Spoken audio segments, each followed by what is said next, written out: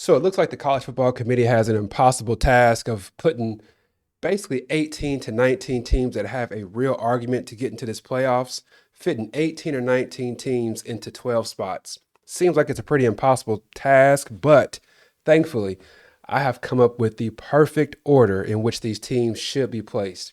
The order is so perfect basically because it outlines and defines all of the different criteria that they've told us they've been leaning on this entire time. That criteria is record. So they're looking at each team's record. They're talking about eye test, which has weighed heavily between a couple of teams. And then also, they're talking about competitive pods and how those teams compare with each other. And when they say competitive pods, the way it works, and people have been getting it wrong all over the place, but the way it works is if there's three undefeated teams at the very beginning, they'll say, okay, these three, let's compare these three. This team seems super superior to everybody. They're number one. This team, they're just as, they're pretty good. Put them as two. This one, three. Then they look at the next five. Let's say the next five have one loss, and they say, all right, now let's compare these five. This one beat that team. This team beat that team. This one is going to be number three. This one's going to be, that's how they do it. Okay. So it's not just based on the entire group of 25 and they just start marking them that way. They break them down into different groups and they prioritize those groups based on records and different things like that. All right. So let's go ahead and get right into this. Okay. The way that I did this, I went from number 1 all the way down to 12. And I'm going to reveal one slot at a time after we get to number 6.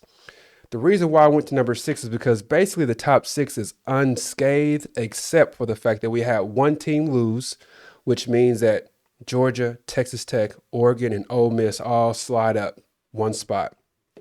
Now, I know a lot of folks are saying, why is Ole Miss still in here? They have one loss, which was to Georgia. Can't really fault too many teams for losing to Georgia. Let's just be honest. They are pretty good.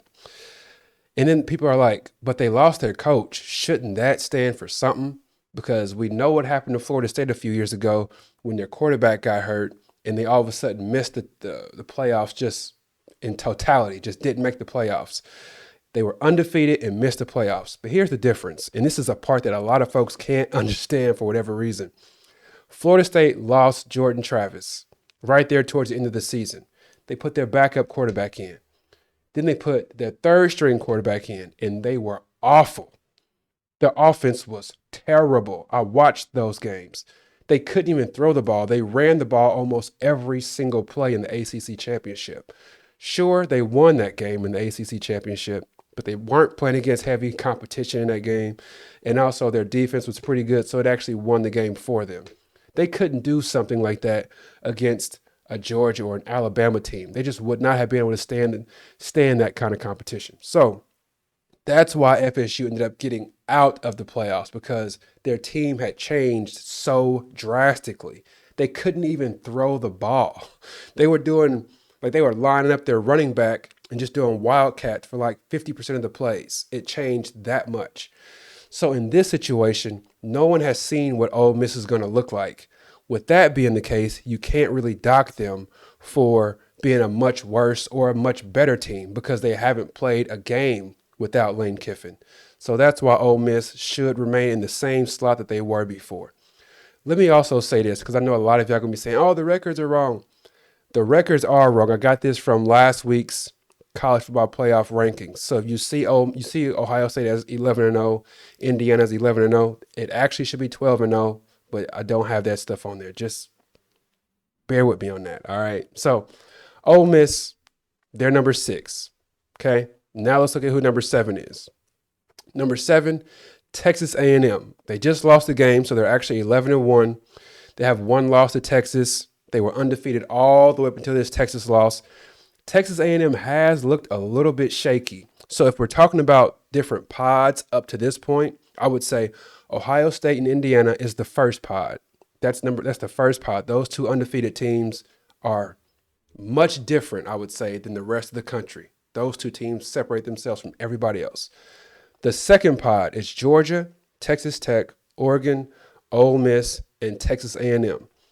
Those teams represent the second pod, and Texas A&M has to be on the bottom level of those just because as the committee has been talking about, as they've pointed out several times between multiple teams, the eye test, which basically includes what you've done recently, is incredibly important in this whole decision-making process.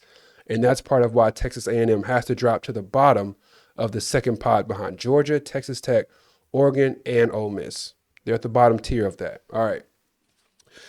Now let's go and see who number 8 is, because this is going to shake some things up. So let me get a drink of water before I even get into this. All right. So number 8. And I know some of y'all going to say that is crazy, but it's actually Miami. Here's the reason why.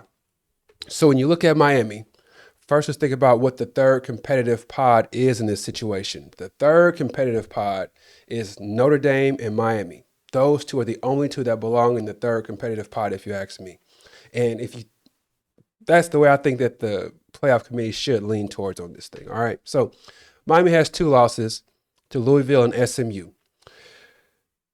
They also, the reason why you say, okay, if Miami and Notre Dame are in the same pod, why is Miami ahead of Notre Dame? Here's the reason why. Notre Dame actually played Miami on the field, and Miami beat them. And I know a lot of folks are saying, well, both teams are much different from now till back then. And if you just look at the eye test, it looks like Notre Dame is a much better team.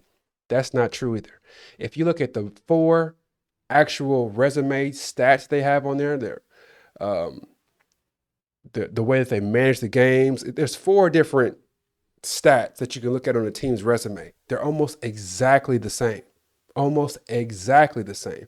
Out of 136 teams, Miami and Notre Dame are either 1 spot apart from each other, 2 spots apart from each other, or 4 spots apart from each other on all 4 of those resume building stats. They're that close to each other on all of those different stats. And Miami actually beat Notre Dame head to head. Then when you go and look at the fact that Notre Dame and Miami actually played 4 teams, they have a competitive, they both played NC State, they both played Syracuse, they both played Stanford, and they both played Pitt. Out of those 4 games, Miami outperformed Notre Dame in the NC State game, Stanford, and Pitt. They won by more than Notre Dame won on those games.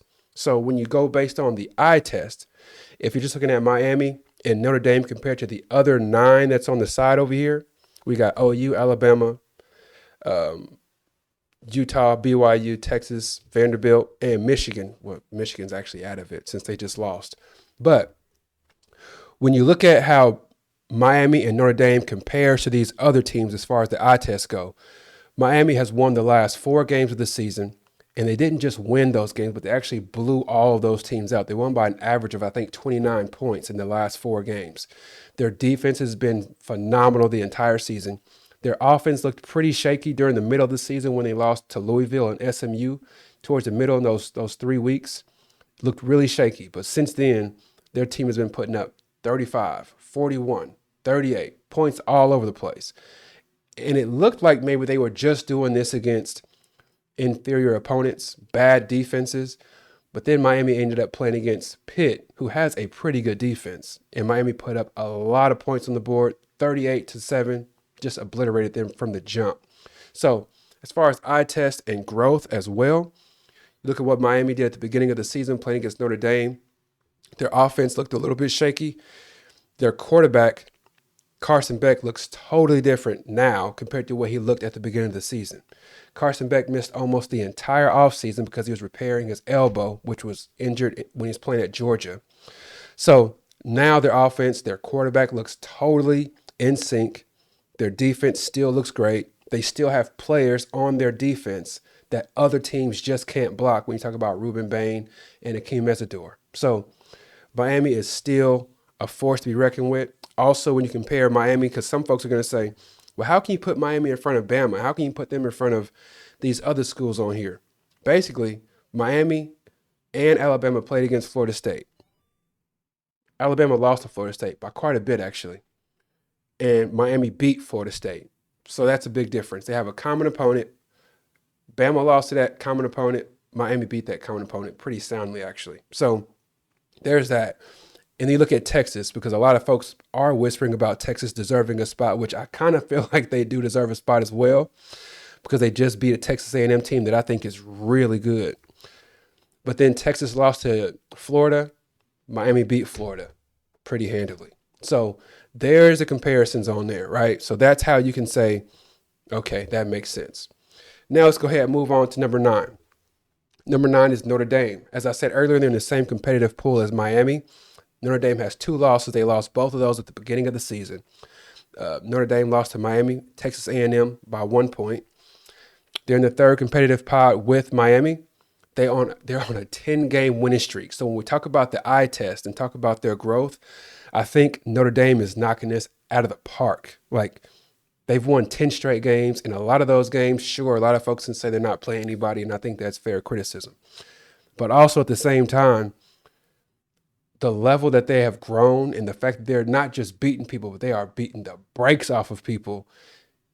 They beat Syracuse, even though Syracuse didn't see what they were up for. They put out their lacrosse football player, which is crazy. But they beat them 70-7, which is, it's not easy to do that to a Division III team. 70-7 is crazy. So they're winning the eye test, and their quarterback, C.J. Carr, looks much different than he looked at the beginning of the season. So you got to respect their growth as well. Number 10, I'm going to put Oklahoma there, and I believe that the committee should put Oklahoma there. I think they represent the 4th pod, and what that 4th pod is Oklahoma, Alabama, Utah, and BYU. So why does Oklahoma lead in this 4th pod? Why are they the first group out of this 4th pod? Well, first, they have 2 losses. They lost to Mississippi, and they lost to Texas. They beat Alabama, though. That's the biggest part of this whole thing. Bama, Utah, and BYU. When you look at Utah, they have serious flaws. They just barely beat K-State. They beat K-State and KU. Those games were way too close for comfort for a team that deserves to be in the college football playoffs. I guess I shouldn't say deserves to be in the college football playoffs, because I do believe all these teams have an actual argument on why they deserve to be in there. But I think Utah gets edged out by the rest of the teams because they just have looked a little sheepish these last few weeks. When you play against K-State and they score as many points as they scored on you, and you play against Kansas and they score as many points as they scored on you, and K-State ran for as many yards as they ran, and you have to come back and win on a miracle just about to beat K-State, that gives Bama and Oklahoma a huge edge in front of you. Also, when you talk about BYU is another one of those teams that hasn't played a whole lot of people this season. And when they did finally play somebody in Texas Tech, they got the doors blown off of them. So when we talk about this 4th pod, I believe Bama is firmly ahead of Utah and BYU. But then Oklahoma is ahead of Bama because, simply put, Bama lost to Oklahoma. So that's why Oklahoma gets the nod there. So now let's talk about number 11. Number 11, Alabama. They have 2 losses. They lost to Mississippi and they lost to Texas. 4th, they're in the 4th competitive pod, as we mentioned earlier. So they're in the 4th pod with OU, Utah, BYU. We mentioned that earlier. So we'll go on to, I don't think there's really much to say about Alabama outside of the fact that if you look at this, with them being number 11, they are on the outside looking in because there's 2 different conferences that have not been included yet, and they're going to jump number 11 and jump number 12, and they'll kick number 11 and number 12 out. The reason why I actually like Alabama being in this spot is because it's a situation in which if you win, you get in. We all know that Alabama is in the playoffs right now. I'm sorry, not in the playoffs, but they're in the championship game for the SEC. So basically, if you win, you're in. Your playoffs don't start when everyone else's playoffs start. Your playoffs start during the SEC championship game. If you can't win the SEC championship game, then you most likely wouldn't win the playoffs anyway. And I know y'all gonna say, well, Ohio State did it. Cool, whatever. But I'm just saying, I believe if Alabama doesn't have what it takes to win in the SEC championship game, they're probably not going to be able to figure out how to win in the tournament. So it would make sense for them to be in the situation that says Miami's in, Notre Dame is in, Oklahoma's in. Alabama, you're on the outside looking in, but if you win your conference championship, you automatically get in. So play yourself into it. That way, everybody's in it from the jump. Everybody's in it. You just got to, when I say everybody, I mean Alabama, Oklahoma, Notre Dame, and Miami. All of y'all are in it right now. It depends on what Alabama does. If Alabama wins, they are in, and somebody's got to come out. That's how I think they should present that. The next thing is BYU. They go to number 12. They have one loss to Texas Tech. And I don't think I got Alabama's losses correct. Anyway, I think those losses are incorrect. But I don't even care to check on that right now. Anyway, BYU. They have one loss to Texas Tech. Like I said earlier, they lost by quite a bit too. And now they've got to play them to get into the tournament. I believe they should be on the outside looking in. And if they perform well, meaning if they win their Big 12 championship game, they automatically get in and kick someone else out. I don't think it makes sense to put Alabama or BYU into the field right now in a 9th and 10th spot or 8th and 9th spot, whatever spot you want to say, and then have people like Notre Dame and Miami out and not have an opportunity to get in. I believe this situation gives Miami, Notre Dame, and Oklahoma, I think it gives all three of them an actual shot of getting into the tournament.